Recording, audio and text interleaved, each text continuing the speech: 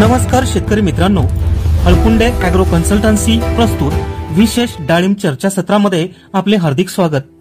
डाळिंब शेतीमध्ये अधिक उत्पादन, दर्जेदार फळे आणि बाजारात योग्य भाव हे नशिबाने नाही तर योग्य मार्गदर्शन आणि शास्त्रीय व्यवस्थापनाने मिळते। मित्रांनो, या व्हिडिओमध्ये डाळिंब तज्ञ डॉक्टर विकास घुमरे सर आपल्याला सांगणार आहेत डाळिंब हस्तबहारासाठी फूल व फलधारणा आणि अन्नद्रव्य व्यवस्थापनाचे सुवर्ण नियम। तसेच हवामान तज्ञ श्री पंजाबराव डग सर सांगणार आहेत हस्तबहाराच्या वेळेतील हवामान बदल, पाऊस, धुके, तापमान कसे राहील।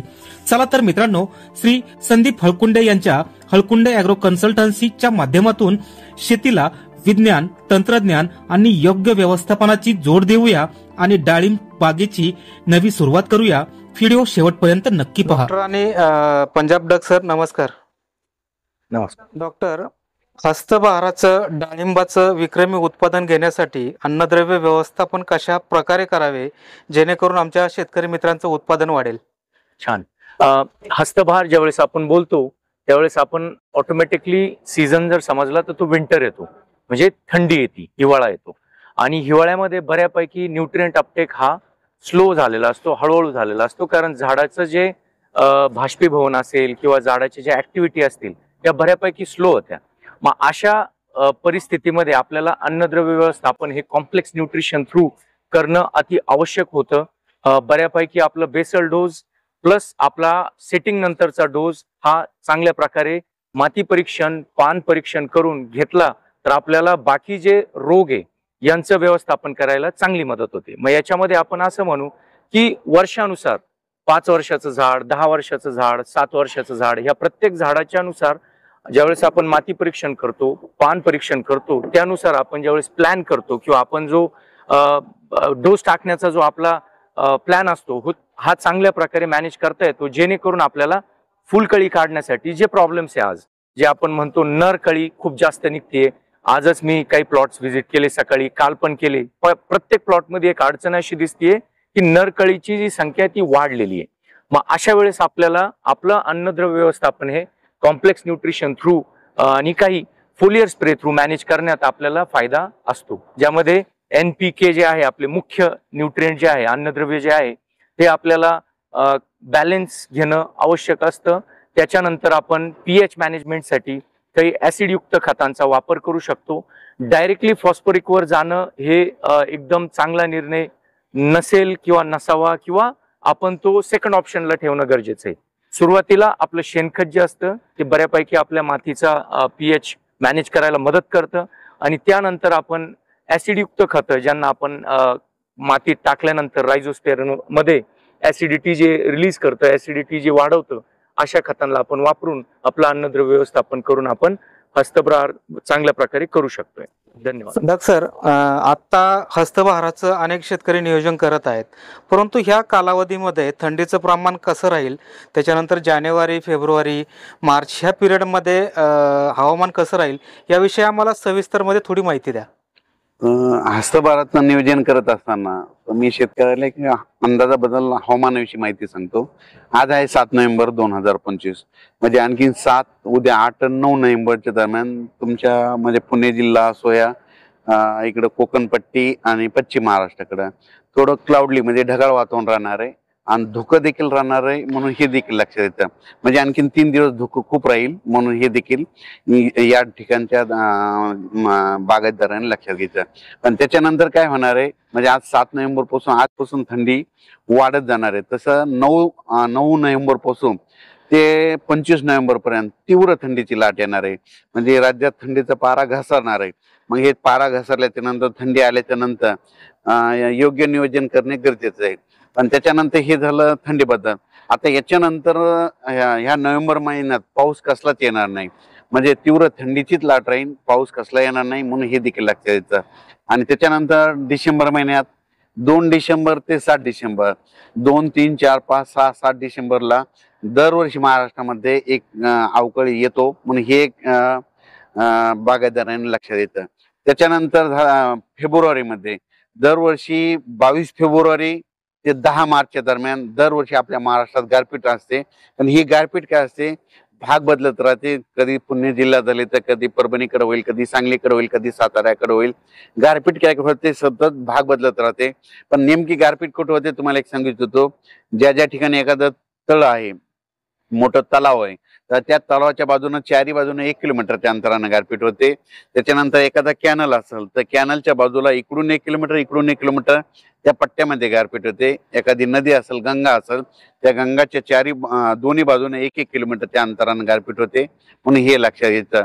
यानंतर या हवामानाबद्दल सांगायचं तर आता हे झालं, हे 2025 सांगितलं आणि आता जानेवारी 26 लागणार आहे. 2026चा अंदाज व्यक्त करत असताना 2026 मध्ये पाऊस म्हणजे सरासरी इतका पडणार आहे. म्हणजे यावर्षी कसं, एक उदाहरण सांगतो. आमचं गाव आहे गुगळी धामणगाव. दरवर्षी आमच्या गावची सरासरी 550 ते 600 मिलीमीटर असते. पण यावर्षी 1300 मिलीमीटर पाऊस झाला, म्हणजे दुप्पटच झाला. तसा पुढच्या वर्षी पाऊस पडणार नाही, मग पाऊस कमीच राहणार आहे. पुढच्या वर्षी पाऊस कमी असला तर पिकं चांगली येणार आहेत. म्हणून हे पुढच्या वर्षीचा देखील सर्व शेतकऱ्यांनी अंदाज लक्षात घ्यायचा. यानंतर बाकीचं जे डाळिंबाचं निवेदन आहे, हळकुंडे ॲग्री चे संचालक ते तुम्हाला संपूर्ण निवेदन सांगतील. डग सर, आता आपण हवामानाविषयी जो आम्हाला अंदाज दिला, तर चालू वर्षी थंडीचं टेम्परेचर हे कमीत कमी कितीपर्यंत येऊ शकतं खाली? आता जर सांगायचं झालं तर या नोव्हेंबर महिन्यामध्ये, आता म्हणजे 11 नोव्हेंबर पासून ते 25 नोव्हेंबरच्या दरम्यान, तर तुमचं पुणे जिल्हा झालं पश्चिम महाराष्ट्रात सांगायचं झालं तर 9 ते 11 सेल्सिअस पर्यंत जाईल. म्हणजे थंडी तीव्र राहणार आहे. आणि याच्यामध्ये काय होईल, तुमच्या इकडं त्या 2-3 दिवसात धुकं राहणार आहे. त्याच्यानंतर धुकं देखील क्लिअर होऊन जाईल. हे धुकं जवळपास तुमचं म्हणजे महाराष्ट्रातच नाही तर जवळपास 16-17च्या नंतर भारतातूनच म्हणजे आपल्या संपूर्ण भारतात थंडीला सुरुवात होईल. म्हणून हे देखील लक्षात घ्यायचं. हळकुंडे सर नमस्कार. नमस्ते. हळकुंडे सर, आपल्या हळकुंडे ॲग्रो कन्सल्टन्सी मार्फत शेतकऱ्यांना आपण कोणकोणत्या पिकांबाबत मार्गदर्शन करतो? सर, आपलं मुख्य पीक तर आता डाळिंब आहे. त्यानंतर आपण खरबूज, कलिंगड, टोमॅटो आणि वेळ भेटला तर बाकी सगळ्या पिकांचं आपण मार्गदर्शन करतो. पण आपलं मुख्य पीक डाळिंब, खरबूज, कलिंगड, टोमॅटो. हळकुंडे सर, तुमच्या हळकुंडे ॲग्रो कन्सल्टन्सी मार्फत आतापर्यंत किती शेतकऱ्यांच्या प्लॉट तुम्ही सक्सेस केले आहेत आणि भविष्यातील तुमच्या कन्सल्टन्सीचे नियोजन काय आहे? सर, आता प्लॉट किती सक्सेस केलेत हे सांगण्याचा आता त्याचा काय आकडा नाहीये. पण आज 3000 शेतकरी जे आपल्या बरोबर जोडलेले, तर जो शेतकरी फेल झाला, अयशस्वी झाला, तो आपल्या बरोबर कधीच राहत नाही. तर आपले यशस्वी 3000 शेतकरी आहेत. आणि आपलं भविष्यातलं नियोजन असं आहे, आता आम्ही 2 माणसं काम करतोय. स्टाफ जर भेटला तर आपण जितकं जास्तीत जास्त काम करता येईल, शेतकऱ्यांपर्यंत पोहोचता येईल तेवढं पोहोचू. डॉक्टर, सर्वोत्तम फळ सेटिंगसाठी कोणत्या प्रकारच्या पोषण व्यवस्थेची आवश्यकता असते? खूप छान प्रश्न आहे आणि खूप महत्वाचा आहे. ज्यावेळेस आपण डाळिंबाचं फळ सेटिंगची गोष्ट करतो, सर्वात महत्वाचं असतं मधमाशी. आज मधमाशीवर आपल्याला पर्याय नाहीये. लोक पेटी आणताय, पेटी आणून तिला मॅनेज करायचा प्रयत्न करताय. त्या पेटीची मॅनेजमेंट चांगली नाहीये. तर मी सर्वात मुख्य जे भर देईल, ज्या प्लॉटमध्ये जितकी मधमाशीची हालचाल असेल, जितक्या व्हिजिट्स असतील आणि जितका वेळ व्हिजिट असेल, तितकं चांगलं फळ सेटिंगसाठी मदत भेटू शकते. त्यानंतर सगळ्यात महत्वाचं जे असतं ते पाणी नियोजन. आणि पाणी नियोजनानंतर आपलं सगळ्यात महत्वाचं जो दुसरा पॉइंट येतो हा अन्नद्रव्य. बऱ्याच वेळेस आपण पाणी नियोजनानंतर लोक बऱ्याच वेळेस PGRचा विचार करता. पण मी तत्पूर्वी हे सांगेल की जर आपल्याकडं मॅग्नेशियमचा रेशो, बोरॉनचं लेवल, झिंकचं लेवल जर चांगलं नसेल, फॉस्फरसची जर चांगली लेवल नसेल, तर आपल्याला अडचणी येतात. आणि या अडचणींचं निरासन करण्यासाठी लोक बऱ्याच वेळेस बऱ्याच गोष्टींचा वापर करता आणि ते सेट करण्यासाठी प्रयत्न करतात. तर सुरुवातीपासून मी पुन्हा सांगेल, मधमाशी, पाणी नियोजन आणि अन्नद्रव्य व्यवस्थापन, या सगळ्या गोष्टी जर बॅलन्स असेल तर आपल्याला चांगल्या प्रतीची फुल सेटिंग होईल. ह्यामध्ये एक मुख्य पॉइंट जो आहे तो आहे छाटणी.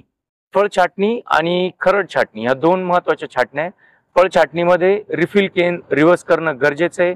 काल मी प्लॉट बघितले ज्या ठिकाणी रिफिल केन्स जास्त आहे, रिफिल काड्या जास्त आहे, तिथं नर फुलं आणि इंटरमिडिएट जे वाकडे फुलं असतात ते जास्त प्रमाणात येत आहे. आणि ह्या वर्षी किंवा मागच्या 3 वर्षांपासून मी वाकड्या फुलांचं जे संख्या आहे ती वाढताना बघतोय. ज्याला लोक बराच प्रयत्न करतात सरळ करण्याचं, पण ते होत नाही, कारण ते इंटरमिडिएट टाईपचं फुल आहे, ते सरळ होत नाही.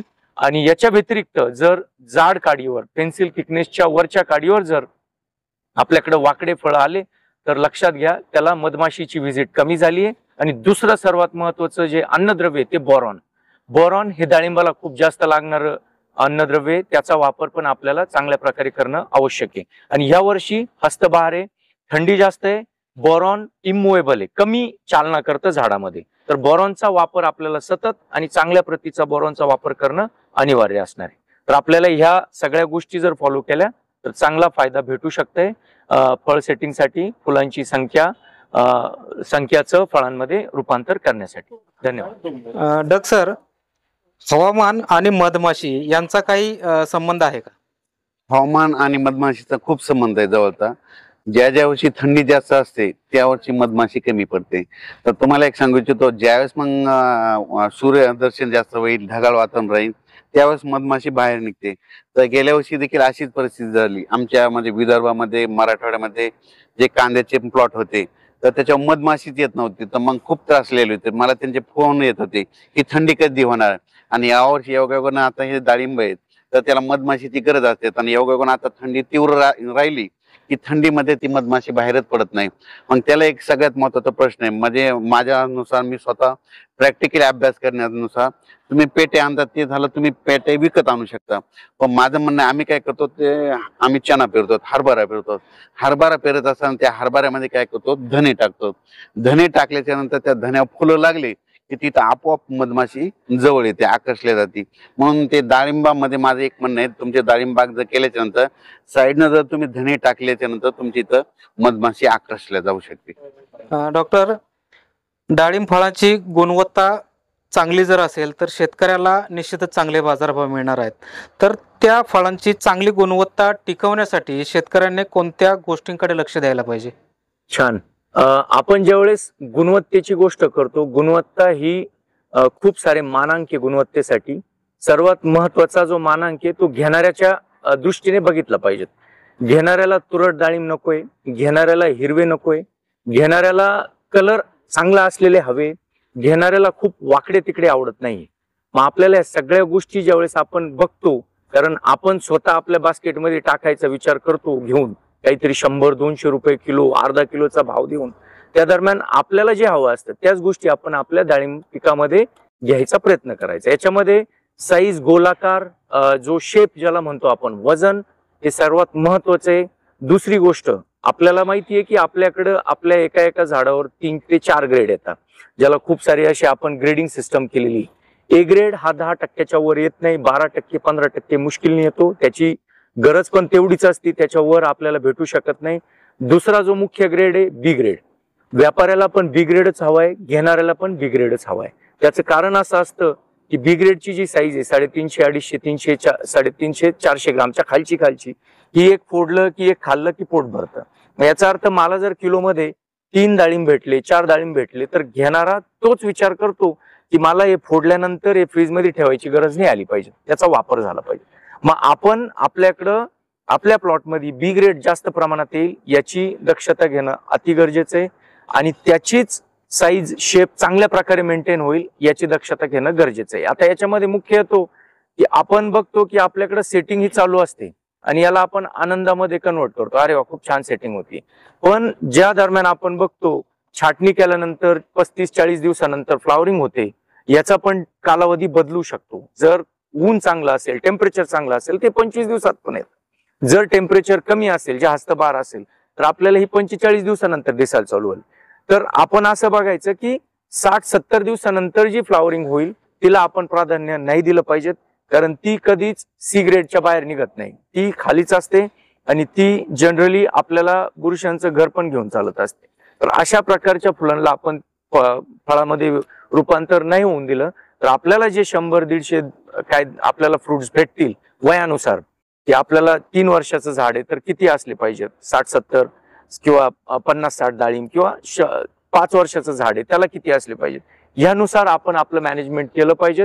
याच्यामध्ये कॅल्शियमचा वापर खूप गरजेचा आहे, कारण फळ आपण तोडलं म्हणजे आपण खाणारे असं नाही, त्याचं ट्रान्सपोर्ट कमीत कमी 400, 500, 1000 किलोमीटर पर्यंत जाणार आहे. मग ते व्यवस्थित जाईल याची दक्षता जर घ्यायची असेल त्याला कॅल्शियम खूप मदत करतो. म्हणून आपण कॅल्शियमचा वापर सतत करणं गरजेचं आहे.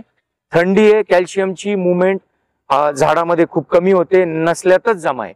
याचे खूप सारे असे वैज्ञानिक आपण R&D करून बघितलेलं आहे की कॅल्शियम हा इमूव्हेबल असतो.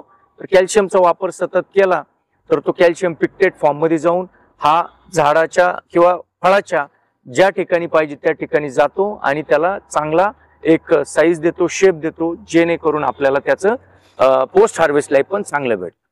धन्यवाद. हळकुंडे सर, आपल्या हळकुंडे ॲग्रो कन्सल्टन्सी मार्फत शेतकऱ्यांना डाळिंब शेतीसाठी कोणत्या प्रकारची मदत केली जाते? जसं डाळिंबाचं काम आहे ना, तुमचं रेस्ट पिरियडला जितकं जास्त होईल ते सगळ्यात महत्वाचं आहे. आपण काय करतोय, इथ्रेल मारल्यापासून पुढं काय फवारा घेऊ काय फवारा घेऊ त्याच्यावर काहीच नसते. तुमचं 70% काम हे डाळिंबाचं रेस्ट पिरियडला विश्रांती काळात झालेलं पाहिजे. म्हणजे आज तुम्हाला नर फुलं जास्त निघताय याचं कारण हे सगळं काम तुमचं रेस्ट पिरियडला चुकलेलं आहे. रेस्ट पिरियडला जर तुमचा आहार झाडाला व्यवस्थित गेला तर तुम्हाला नर फुलाची संख्या ही जास्त निघत नाही. तर आज आपलं हळकुंडे ॲग्रो कन्सल्टन्सी जी शेतकऱ्यांना मार्गदर्शन करते, तर आज गोमरे साहेब असतील किंवा पंजाब रावडक साहेब असतील यांनी आपल्याला असंच इथून पुढं सहकार्य करावं हीच आमची अपेक्षा आहे. धन्यवाद.